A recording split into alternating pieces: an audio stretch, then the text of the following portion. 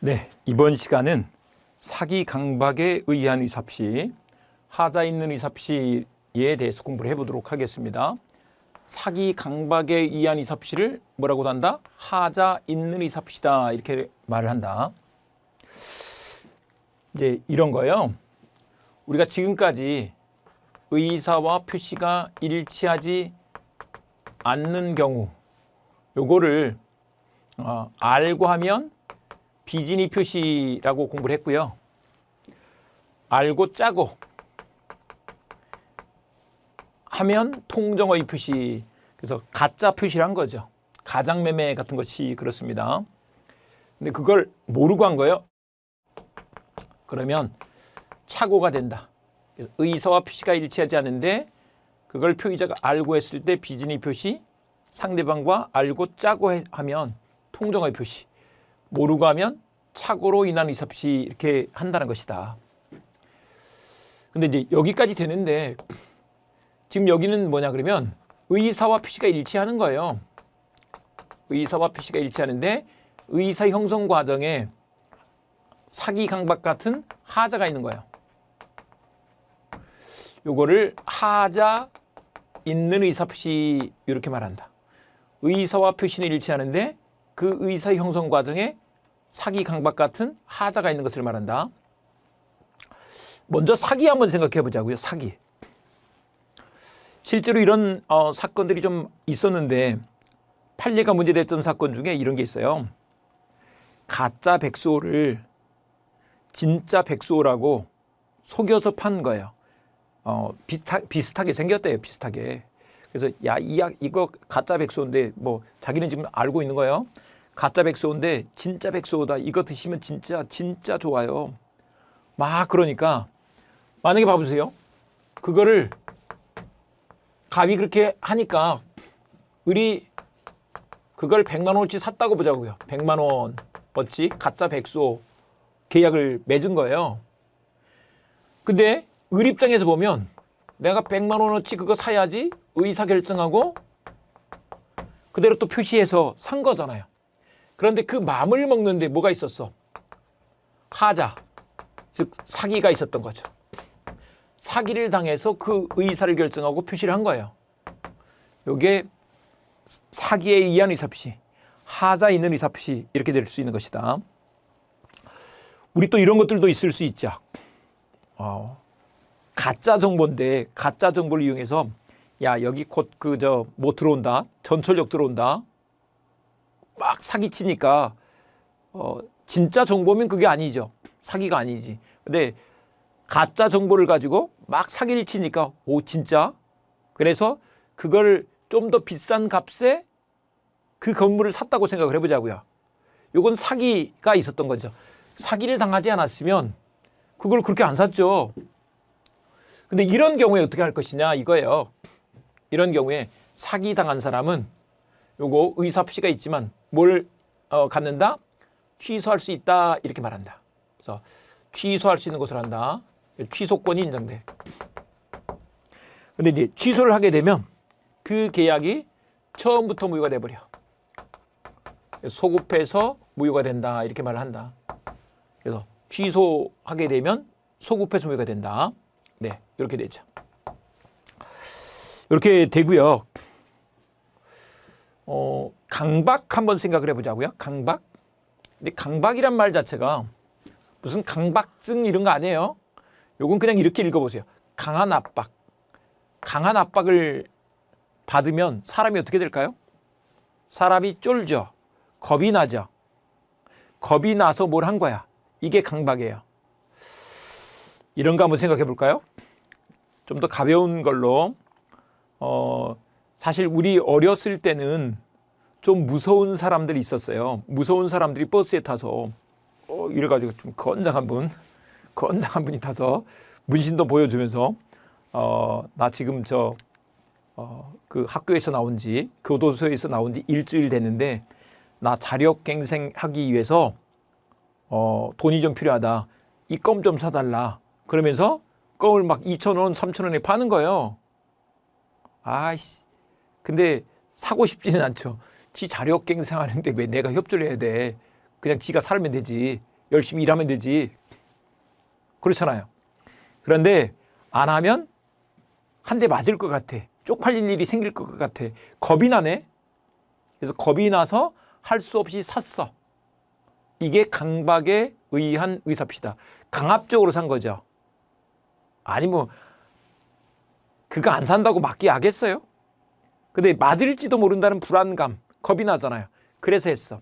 이게 강박에 의한 의사표시 이렇게 한다는 것이다. 우리 주변에 이런 것들도 있을 수 있어요.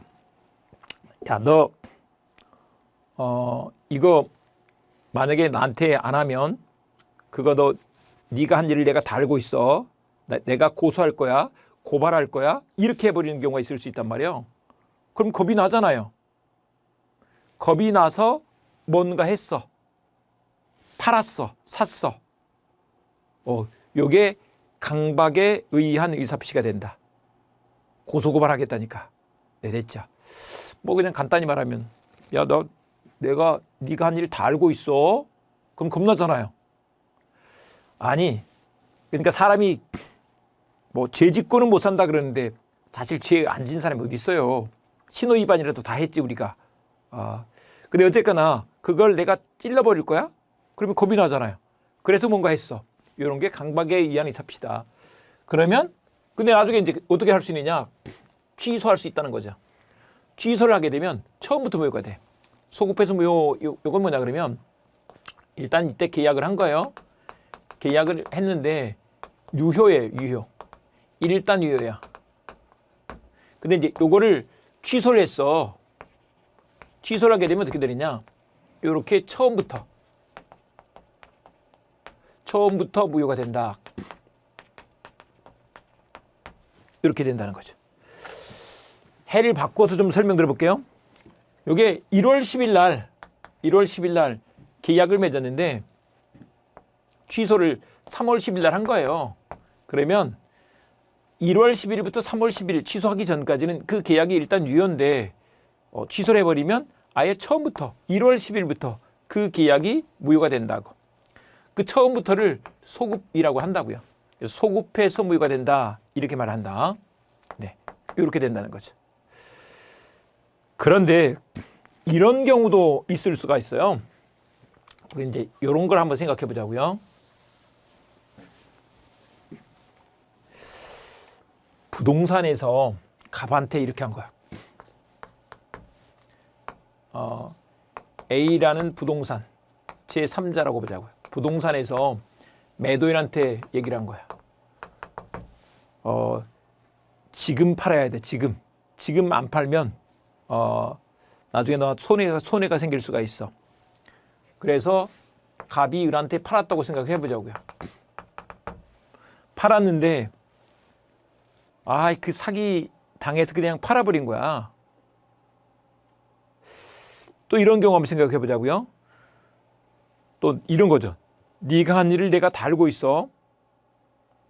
안 팔면 내가 찔러버린다.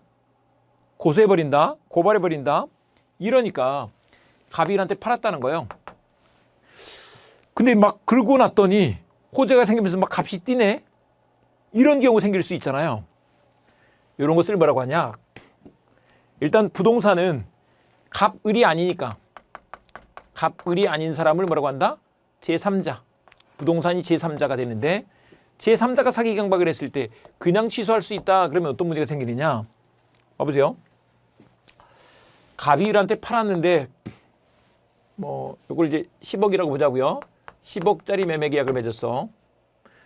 그런데 그냥 이럴 때 취소할 수 있다 이렇게 하게 되면 10억에 계약을 했는데 그게 만약에 12억, 13억이 됐다고 보자고요. 금방. 그래서 만약에 취소를 해버리게 되면 상대방이 피해를 입는 일이 생기겠죠. 예를 들면 봐보세요. 갑이 을한테 팔았는데 막 값이 올랐어. 그래서 갑이 A를 불러서 그럼 당신이 나한테 사기쳤다 그래. 그래서 취소해서 돌려받아가지고 당신한테 얼마 좀 떼줄게. 이렇게 했다고 생각을 해보자고요. 이런 장난을 칠 수가 있겠잖아요. 그러면 안 되겠죠. 그래서 언제만 취소할 수 있느냐? 상대방이 여기서 을입니다. 알았거나 알 수 있었을 때 이때만 취소할 수 있다 이렇게 말한다. 상대방이 그것을 알았거나 알 수 있었을 때만 취소할 수 있고 상할수 반대는 상선 뭐예요? 상대방이 선의 무과실이야. 그러면 취소를 못하는 거죠. 근데 대부분은 이 상대방 의리 어떻게 알겠냐고요. 선의 무과실인 경우가 대부분이지. 그래서 취소를 못한다는 거죠. 다른 사람이 사기를 쳤을 때 이때는 언제나 취소할 수 있는 것은 아니다. 네, 이렇게 좀 봐두시고요. 일단 109페이지 그 조문 한번 봐보겠습니다. 109페이지 제110조 조문 한번 읽어볼 건데 1항에서부터 3항까지 한번 쭉 읽어봅니다. 시작.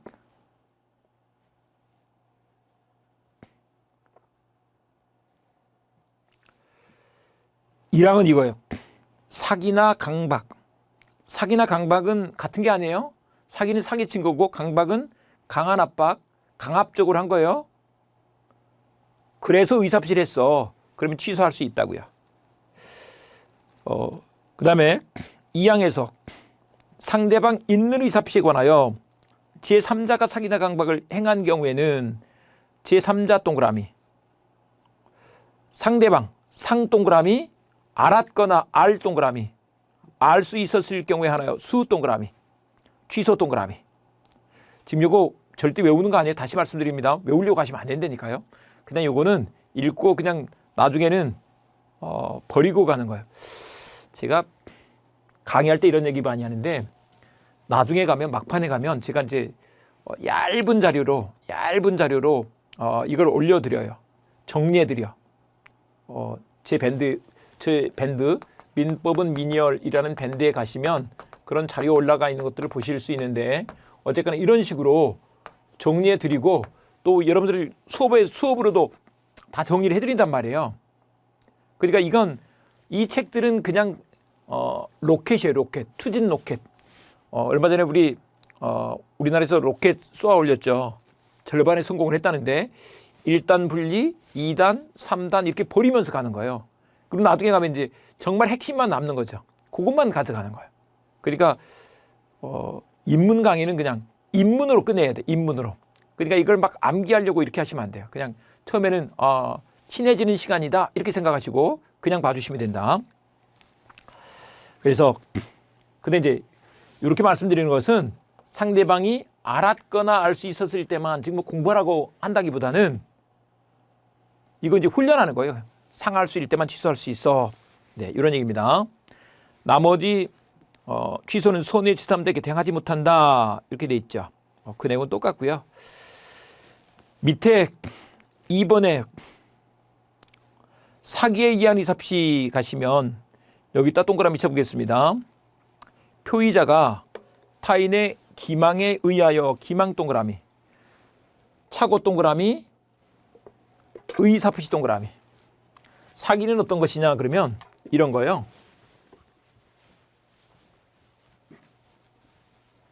사기는 사기치는 것을 속임수를 법에서 이제 기망행위 그래요.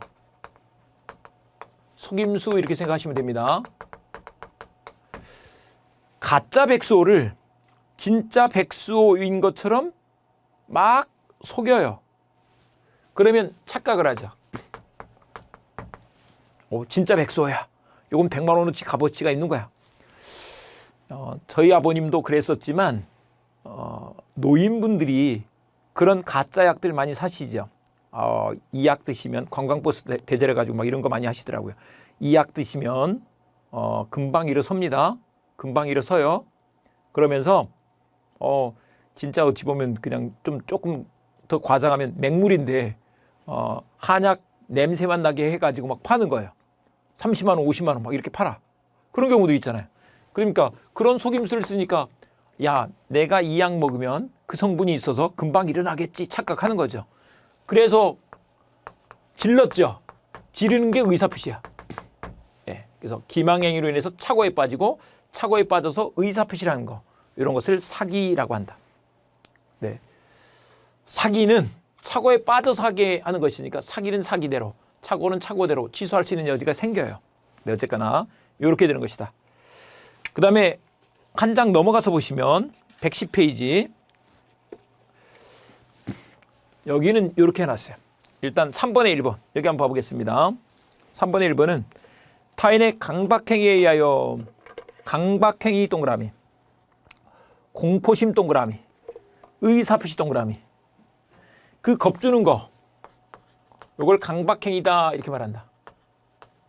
강박은 이렇게 읽으시면 된다고요. 강한 압박, 강한 압박을 강압적으로 하게 되면 겁을 주는 행위라는 거예요. 그럼 이제 그 사람이 공포심에 빠지게 되죠. 공포심을 갖고 의사표시를 한 거예요. 네, 이런 게 강박이다 이 말인 거죠. 그래서 이런 구조에 있을 때 취소할 수 있는 것이다 이렇게 되는 거죠. 네, 이렇게 되고요. 그 다음에 넘어가서 오른쪽에 보시면 111페이지 있죠. 111페이지 의사표시 효력 발생 시기 요 내용이 나오는데 이거 한번 봐볼게요.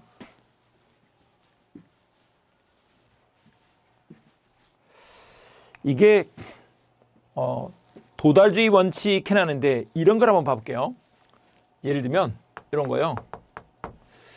임대인이 있는데 임차인 이 사람이 만약에 세가 밀려요. 근데 임차인이 세가 밀리면 내보낼 수가 있다.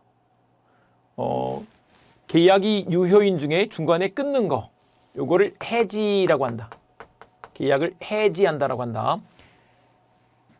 참고로 법률 용어는 정확하게 써줘야 된다. 이제 법을 공부하시는 분들은 정확하게 써야 되니까 해제 아니고 해지라고 한다고요.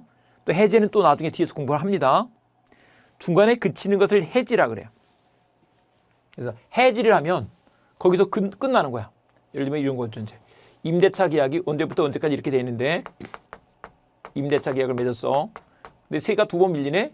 중간에 여기서 해지할 수 있다는 거죠. 해지를 하게 되면 여기까지 내버려두고 앞으로 끝내는 거야. 앞으로 없어지는 거. 이런 것을 해지라고 한다. 요거를 이제 해지를 하는데 나중에 딴 말 할까 봐 어떻게 하느냐. 그걸 내용 증명으로 보냈다고 생각해 보자고요. 내용 증명으로. 내용 증명으로 보냈어. 그럼 봐보세요. 요게 우체국에 가서 발송을 하죠. 요게 발신주의야. 그래서 그 집에 배달이 됐어. 도달했을 때 이렇게 될 건데 우리 민법은 효력이 언제 생기느냐 그랬을 때 도달했을 때 효력이 생긴다라고 한다. 그러니까 법에서 이걸 규정해 놓은 거야. 이런 걸 도달주의 원칙이다 이렇게 말한다. 도달주의 원칙이다. 그냥 우리식으로 표현하자면 그 우편이 배달됐을 때 내용 증명 우편이 그 집에 전달됐을 때 그때 도달한 거죠. 아직 내용이 뭔지는 몰라요. 그러면 이제 그걸 열어서 읽어보겠죠.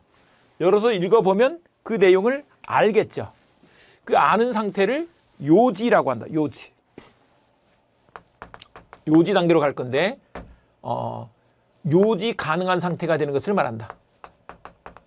요지 가능한 상태를 도달이라고 한다. 요지라는 것은 이게 말 자체가 좀 어려운데 요지, 알지자요. 그 내용을 펴서 읽어보면 내용을 알게 되겠죠. 알게 되는 것을 마치는 거야. 요지 가능한 상태가 된다. 우리나라는 요지주의가 아니라 도달주의다. 그러니까 이런 것도 한번 생각해 보자고요. 이건 도달한 걸까 아닌 걸까? 뭐냐 그러면 내가 지금 세가 밀리고 해서 주인이 내보낼 것 같은 낌새가 있어요. 낌새가 있는데 요거를 받으면 진짜 그게 효력이 생겨서 나가야 될 것 같네. 그래서 배달 받는데 문을 안 열어줘 버려. 수령 거절을 해버려. 수령 거절하면 이게 효력이 생겨야 될까 말아야 될까? 배달이 된 건 아니네. 배달이 된 건 아니니까 도달하지 않은 건가? 이런 문제가 생길 거 아니에요. 그러면 그런 장난을 많이 치겠네. 그냥 문만 안 열어주면 도달하지 않은 걸로 하면 나 안 나가도 되니까 그냥 버텨도 되겠네. 이럴 건데 그렇게 되면 곤란하겠잖아요. 그래서 개념 자체를 그 내용을 지금 이걸 말을 바꾸면 내용을 알 수 있는 상태가 되는 걸 말하는데 내용을 알 수 있는 상태가 되면 도달한 것이다 이렇게 보자는 거야. 그래서 수령 거절했어. 아니 자기가 손만 내밀었으면 받을 수 있었던 거잖아요. 그러니까 이런 것은 도달한 것이다 이렇게 볼 수 있는 것이죠. 이게 도달주의 원칙이다. 네, 됐죠?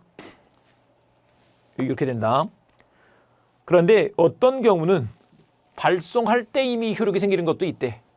이게 예외적 발신주의라고 이렇게 말한다. 민법에서는 도달주의가 원칙인데 예외적으로 발신할 때 효력이 생기는 게 있다. 예외적 발신주의 이렇게 말한다.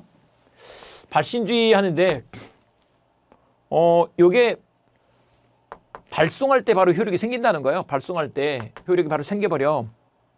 그게 어떤 것이 있느냐 그러면 예를 들면 이런 거예요. 이제 한번 봐보자고요. 계약을 하려면 갑과 을이 만약에 봐보세요. 어떤 급한 사람이 청약을 해요. 매매를 한다든지 임대차를 한다든지 다 계약이니까 청약을 하고 승낙을 해. 근데 이게 말로만 하면 좀 안 될 것 같아서 우편으로 확실히 증거를 남기기로 했어. 뭐 등기우편으로 이렇게 하기로 했다고 생각을 해보자고요. 그래서 요거를 보내는데 좀 시간이 걸려. 그런 것을 격지자라고 한다. 격지자 반대말은 대화자인데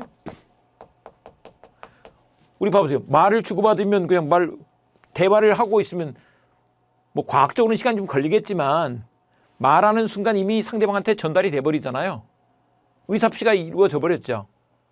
그러니까 효력이 생길 건데 이건 따질 필요도 없어.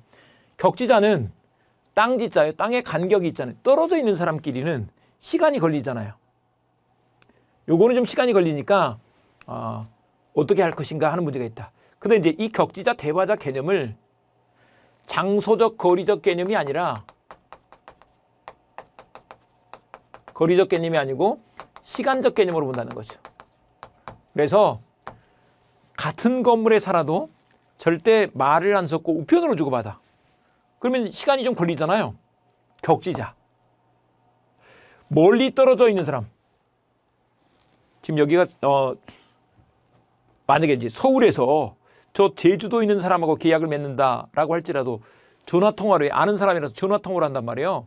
그러면 요거는 대화자가 되는 거죠. 장소적 거리적으로 보면 격지자인데 이걸 전화로 말로 주고받고 있잖아요. 대화자. 근데 이제 같은 건물에 살아도 우편으로 주고받아. 격지자. 조금 더 농담하자면 부부간에도 지금 냉전 중이어서 말을 주고받지 않고 쪽지로 주고받고 있대. 그러면 대화자가 아닌 거지. 격지자인 거지. 지금 냉전 중이에요. 그래서 쪽지로 주고받고 있다니까. 그러면 간격이 있잖아요. 격지자. 근데 이제 격지자 간에 있어서는 시간이 걸리잖아요. 그래서 예를 들면 10월 25일 날 보냈는데 그게 10월 27일 날 배달이 됐대. 도달한 시점은 이때잖아요.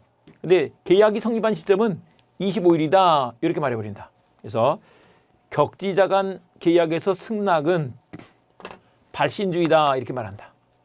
발신주의가 된다. 10월 25일 날 계약이 성립해버려. 이렇게 말을 한다는 거죠. 이렇게 좀 되는구나. 이렇게 좀 봐주시고요. 그 다음에 네, 이렇게 하면 이제 우리가 됐고 111조 1항만 조문 한번 읽어볼게요. 1항만 조문 한번 읽어보겠습니다. 시작.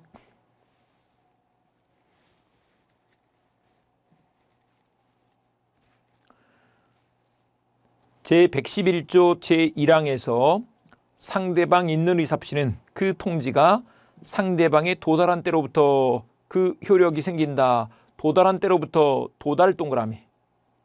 이것을 1번 도달주의 원칙으로 동그라미 쳐두겠습니다. 그 밑에 가시면 도달주의 원칙 이렇게 해두시고 그 옆에다가 요걸 하나 써놓을게요.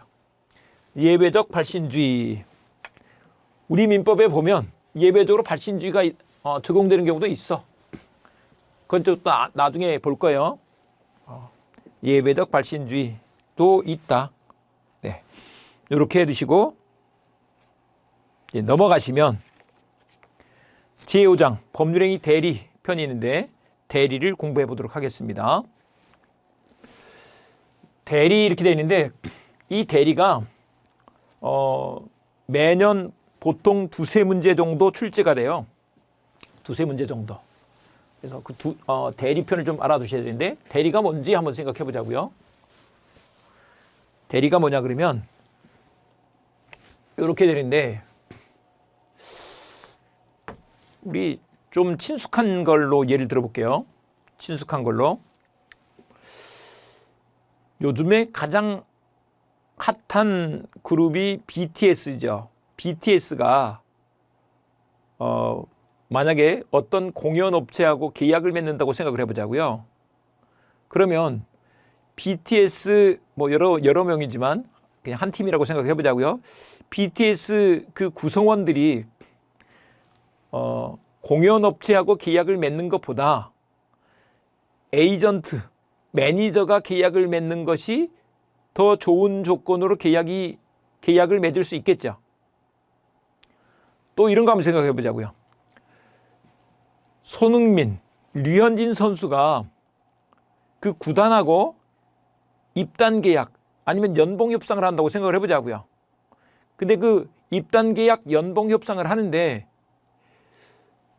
선수 개인이 해가지고는 좋은 조건으로 계약을 맺는 게 쉽지가 않죠. 어렵죠. 그거를 에이전트를 써서 계약을 맺어요. 구단하고. 이렇게 계약을 맺으면 이제 그 효과가 누구한테 생기느냐? 손흥민, 류현진 선수한테 생기는 거죠.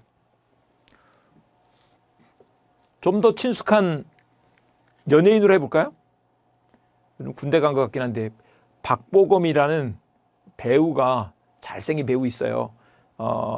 박보검이라는 배우가 만약에 출연 계약을 맺는다고 생각을 해보자고요. 근데 그 출연 계약을 맺는데 박보검이라는 그 배우가 맺어서는 좋은 조건으로 맺기가 힘들다니까요. 아직 때가 덜 묻었잖아요. 그리고 협상을 매니저보다 더 잘하지는 않죠. 그래서 매니저를 쓰는 거예요. 그 매니저를 대리인, 에이전트를 대리인이라고 하고, 그다음에 그 구단, 영화사, 뭐 방송사 여기를 상대방이라고 하고, 박보검, BTS, 류현진, 손흥민 이 선수들을 본인이라고 한다. 그래서 대리권을 가진 사람이 계약을 맺는데 그거를 박보검, 손흥민 에이전트로 계약을 맺는 것을 대리행위라고 한다. 계약을 맺는데 그걸 대리행위로서 한 거야.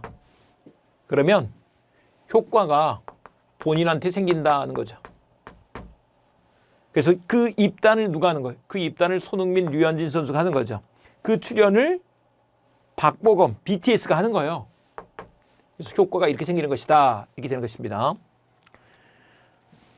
네. 그런 것을 만약에 이제 부동산 매매와 관련해서 했다고 보자고요. 그래서 여기서 본인이 이건 내가 팔기가 내가 좀 계약하기 힘드니까 네가 좀 계약 좀 해줘. 사는 것도 마찬가지예요. 그래서 대리권을 줘서 계약을 하게 했더니 더 좋은 조건으로 나한테 효과가 생기는 거야. 이런 게 대리가 된다. 근데 이제 이런 경우도 있어요.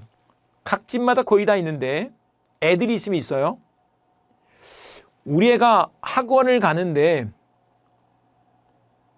학원 가서 걔는 지금 학교 가가지고 안 되고 엄마나 아빠가 보통 엄마가 가죠. 엄마가 가서 다 상담하고 계약을 맺었다고 학원에 그 수강증을 끊었다고 생각해 보세요. 수강증 끊는 게 계약을 한 거죠. 그래서 우리 애를 위해서 엄마가 법에 정한 대리인이 되는 거야. 법에서 정해놨어. 법정 대리인이 돼서 가서 수강증을 끊었어. 이게 대리행위예요. 그러면 그 수강권이 누구한테 생겨? 우리 애한테 생기는 거죠. 그게 법정 대리가 된다. 봐보시면 요거 이제 이런 거다.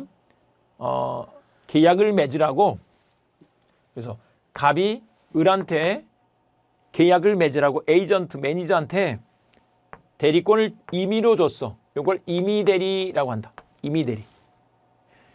임의로 대리권을 줬단 말이에요. 임의로. 임의대리. 대리권 주는 것을 특히 숙권행위라고 한다. 숙권행위. 대리권을 줬다 그래서 숙권행위다 이렇게 말을 한다. 그런데 이제 애들 같은 경우는 법에서 아예 정해놨어. 그래서 우리 애한테 제일 우리 애를 살펴주고 위해줄 사람이 부모죠. 그래서 법에다가 아예 그렇게 정해놨어. 이걸 법정대리라고 한다. 그래서 임의대리, 법정대리 이렇게 된다. 참고로 이제 거기는 조금만 더 살을 덧붙이자면 애들한테는 애들이 미성년자일 때, 미성년자는 19세 미만을 말한다. 18세까지는 미성년자예요. 대학생 되면 이제 보통 성년자가 되죠. 그래서 미성년자한테는 부모가 있는데 부모가 제일 우리 애를 위해줄 사람이잖아요.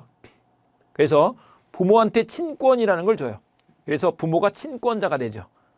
다 많이 들어봤죠. 친권자. 친권은 애들 잘 키우라고 주는 권리예요. 네.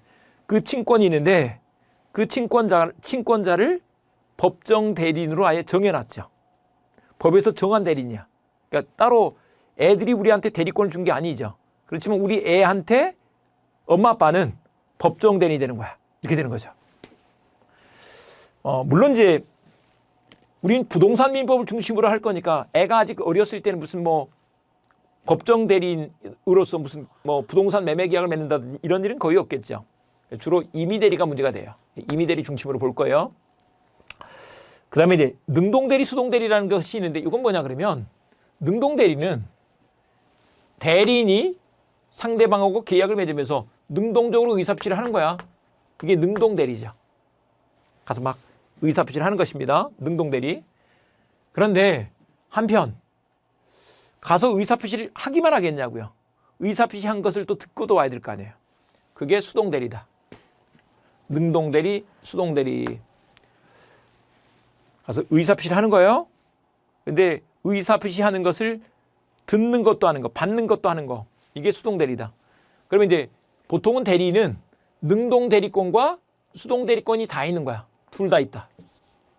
둘 다 가져. 그러니까 능동대리권은 입이라고 보면 되고 수동대리권은 귀죠, 귀. 근데 우리 입과 귀가 같이 있잖아요. 그래서 일반적으로 능동대리권을 가진 사람은 수동대리권도 갖는다. 이렇게 해석을 해주죠.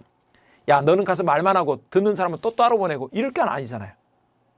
한 사람이 말하기도 하고 듣기도 하는 거니까. 둘 다 가진다.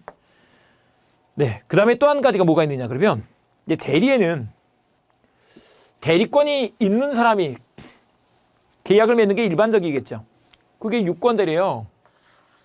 유권대리인데 대리권이 있는 사람이 계약을 맺으면 이렇게 되는 거죠. 그런데 어떤 경우는 대리권도 없으면서 내가 그 사람한테 대리권 받았거든요 하면서 사고 치는 경우가 있어. 이런 게 뭐다? 무권대리가 된다. 우리가 차차 공부를 할 것입니다. 무권대리가 된다. 근데 이 무권대리는 대리권 없이 사고를 친 거잖아요. 그러면 효력이 생기지 말아야 되겠네. 그래서 효력이 생기지 말아야 돼. 효력이 생기지 말아야 되기 때문에 효과가 안 생기는 거죠. 그런 것을 협의의 무권대리라고 한다. 협의는 좁은 의미 이런 뜻이야. 좁은 의미의 무권대리가 있다. 그런데 어떤 경우는 본인이 책임을 져야 되는 무권대리가 있을 수도 있어요. 그런 것을 표현대리라고 한다.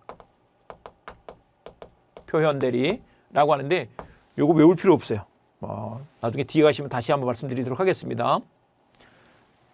자식이 만약에 그 부모 집을 팔아버렸어도 애한테 대리권을 준 건 아니죠.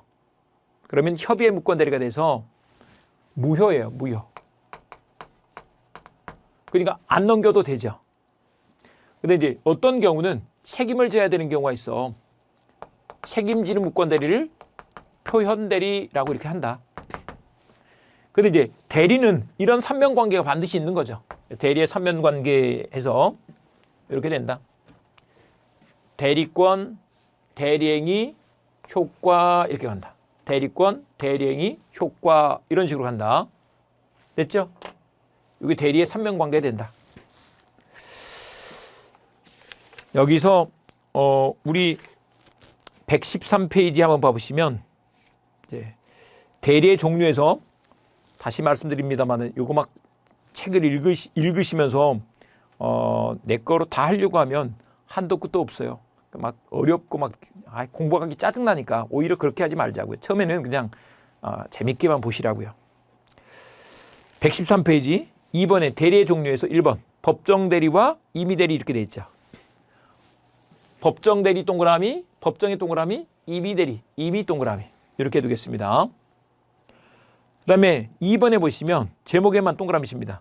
능동 동그라미, 수동 동그라미, 능동대리, 수동대리 이렇게 있다.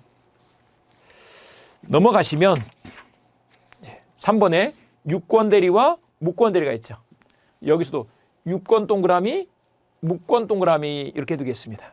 그래서 이렇게 대리의 삼면관계가 있다. 이렇게 해두시고요. 그 다음에 이제 대리권에서부터는 우리 또 다음 시간에 이어서 공부해 보도록 하겠습니다.